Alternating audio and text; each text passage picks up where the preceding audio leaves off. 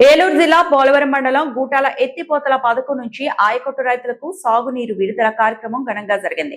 ఈ సందర్భంగా Polavaram MLA Chiri Balaraju pumping మోటార్ను ఆన్ చేసి కాలువలకు నీటిని విడుదల చేశారు. ఎమ్మెల్యే మాట్లాడుతూ గూటాల పంపింగ్ పథకం ద్వారా కాలువల మార్గంగా తాటిపూడి వరకు 1000 ఎకరాల వ్యవసాయ భూములకు సాగునీరు అందుతుందని తెలిపారు.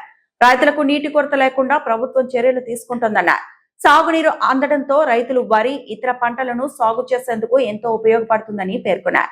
ఈ కార్యక్రమంలో AP Tricor chairman Boragam Srinivas, AP sports authority director Kovvanu Jagadeeswari పాల్గొన్నారు. స్థానిక రైతులు, ప్రజాప్రతినిధులు పెద్ద సంఖ్యలో హాజరయ్యారు.